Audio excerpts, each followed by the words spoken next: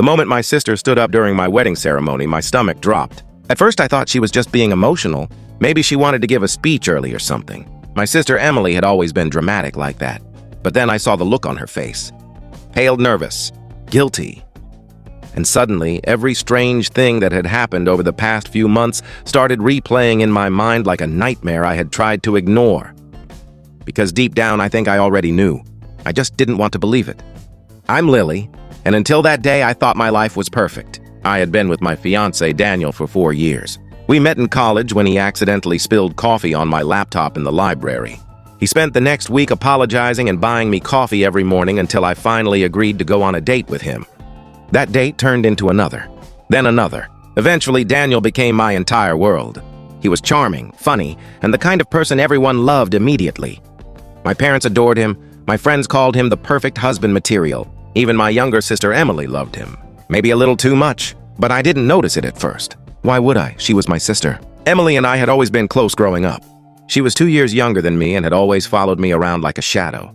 But as adults, our personalities couldn't have been more different. I was quiet and responsible. Emily was loud, confident, and loved attention. She could walk into a room full of strangers and leave with 10 new friends and 3 phone numbers. Guys had always been drawn to her, which is why I never thought she'd be interested in Daniel. She could have anyone she wanted, or so I thought.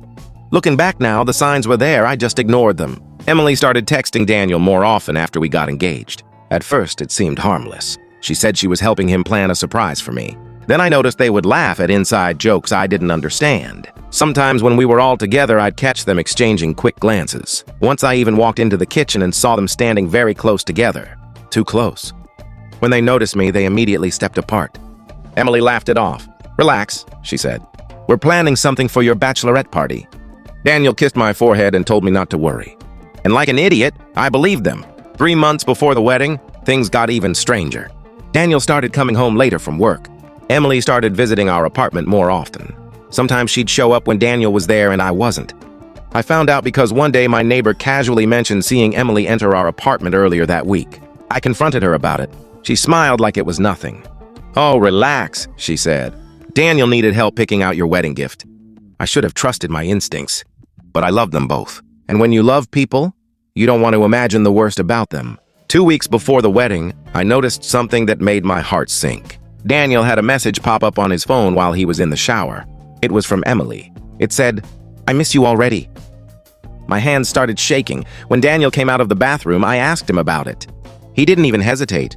"Oh," he said casually. "She's talking about missing you. She helped me plan the surprise honeymoon." He smiled so convincingly that I felt stupid for even questioning him.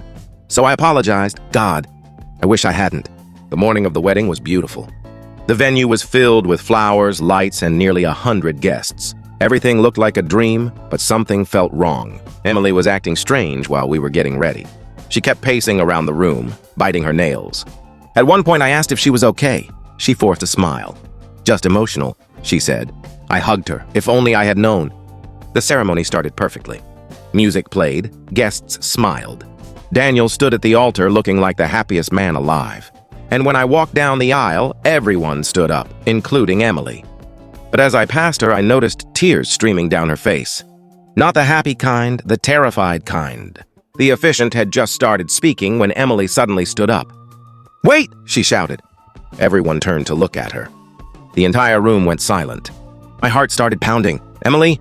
I said softly. She was shaking. Her hands were trembling so badly she had to hold on to a chair. And then she said the words that shattered my world. "I can't let this wedding happen."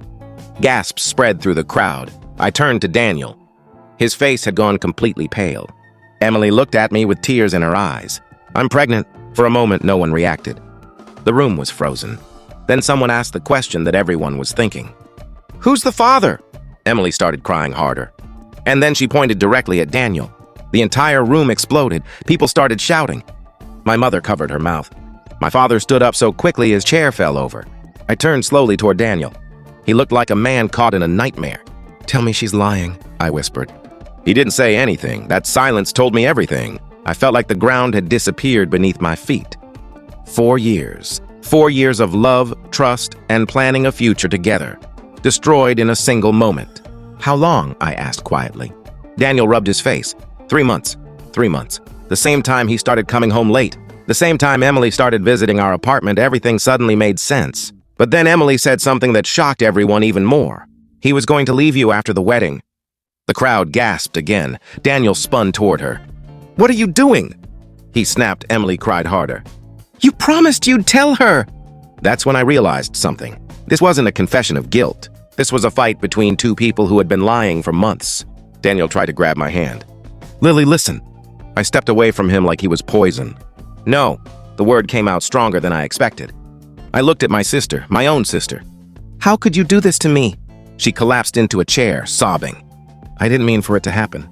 Those words made something inside me snap. "You didn't mean for it to happen?" I repeated. "You slept with my fiancé for 3 months. Then something unexpected happened."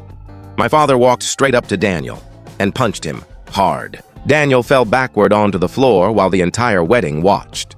"I welcomed you into this family," my father shouted. My mother was crying uncontrollably. Emily was still sobbing. And I just stood there, completely numb. The wedding was over. Guests slowly started leaving, whispering about the scandal they had just witnessed. My dream wedding had turned into a public disaster. But strangely, I didn't feel embarrassed. I felt free, because at least I knew the truth. What happened next was karma I never expected. A few weeks later, I found out Daniel hadn't just cheated with Emily. He had cheated with multiple women. Emily discovered it too when another girl messaged her online. Turns out Daniel wasn't planning to stay with her either. He just didn't want to be alone. Emily was devastated. The man she betrayed me for had never truly cared about her. Our family cut Daniel out completely. Emily moved away after the baby was born. We barely speak now. The bond we had growing up is gone forever. Some betrayals are too deep to repair. As for me, 6 months later, I realized something important. The worst day of my life had actually saved me. Because if Emily hadn't stood up that day, I might have married a man who was betraying me behind my back. Sometimes the truth destroys your life, but sometimes it saves it. And looking back now, I'm grateful I discovered the truth before I said I do.